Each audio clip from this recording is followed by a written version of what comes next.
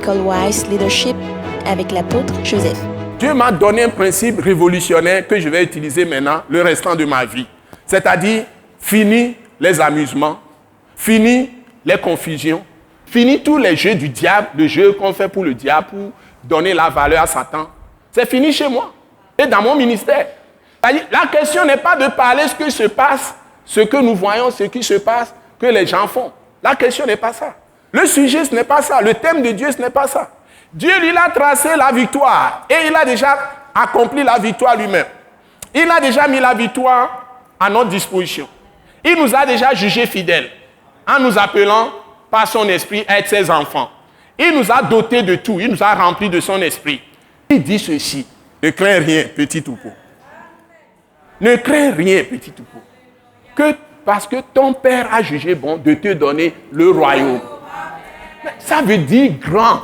C'est-à-dire que la question n'est pas de voir les turbulences, les violences, les trucs de bassesse que les hommes font.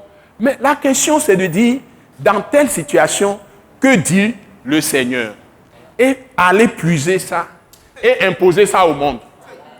Et ce qui se passe là, on l'anéantit, on le détruit et on établit ce que Dieu a déjà réalisé, qu'il a fait. C'est ça, c'est ce qu'il faut faire maintenant. Que dit le Seigneur dans telle situation? Il y a tel problème. Ah bon, que dit le Seigneur? Ou que dit la Bible? Qu'est-ce que le Seigneur a fait? Qui répond à ça? Ça doit être le langage des saints. Le langage des saints, ça doit être l'esprit qui fait mouvoir tous les hommes, toutes les femmes, les jeunes filles, les jeunes hommes qui sont chrétiens, tous ceux qui sont venus à Christ. Ça doit être leur stratégie aujourd'hui. C'est ça votre vision. C'est-à-dire, tout ce qui se passe là, ce n'est pas sur ça que vous mettez vos yeux. Vous avez les yeux toujours sur le Seigneur, sur ses paroles. Et tous les jours, tout ce que vous voyez qui est tortueux, vous cherchez ce que Dieu lui l'a fait et vous imposez ça à ce qui est tortueux. La chose va se redresser. Vous avez un problème dans un foyer, ne prenez pas le temps même d'écouter votre mari 2 minutes, 1 minute pour les blablabla. Ne prenez pas le temps d'écouter votre femme pour les blablabla.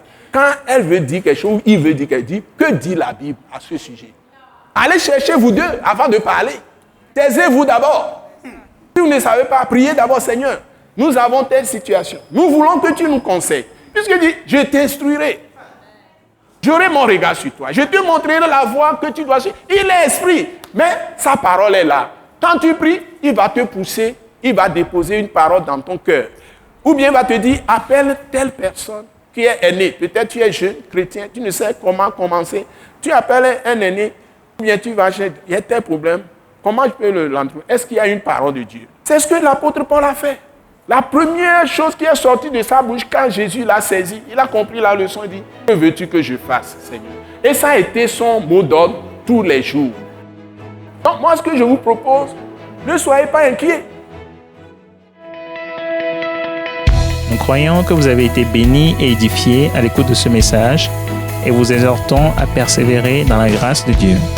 Pour plus d'informations et pour écouter d'autres puissants messages, merci de nous contacter au numéro indicatif 228 90 04 46 70 ou de visiter le site web atacinternational.org.